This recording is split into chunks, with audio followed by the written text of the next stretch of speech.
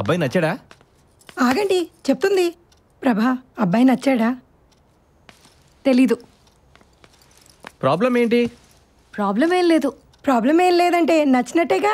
Problem ఏం లేదంటే నచ్చినట్టు కాదని. మంచివాళ్లానే ఉన్నాడు, కానీ నన్ను ఇంప్రెస్ చేయడానికి చాలా ట్రై చేశాడు.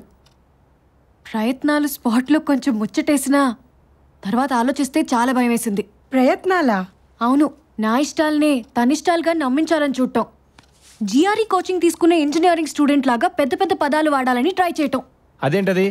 నువ్వేదో విషయం తెలుసుకోపోతే రేపు మధ్యవర్తికి ఏం చెప్పాలి? మధ్యవర్తికి ఏం చెప్పాలో తెలియక మొహమాటపడి పెళ్లి చేసుకోలేం కదన్నయ్య. పైగా పెళ్లి చూపుల్లోనే నువ్వు అబ్బాయికి తెగ నచ్చేసావు. అతనొక్కడికే నచ్చేస్తే సరిపోతుందా? జీవితంలో పెళ్లి చేసుకునేది ఒక్కసారే కదా. నేను మనిషిని కలిసిన 2 గంటల్లో నిర్ణయం తీసుకోలేను. ఇదిగో ప్రభా, మీరు ఆగండి, నేను మాట్లాడతాను. ప్రభా, ఇంకా సంబంధాలు చూడమంటావా? ఇంతకంటే మంచి సంబంధం రాదు. అబ్బాయి చదువుకున్నవాడు, పైగా డబ్బున్నవాడు.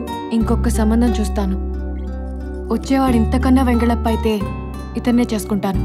సరేనా? అలా అని ప్రామిస్ చేయి. ప్రామిస్. ఇంతకన్నా వెంగళప్ప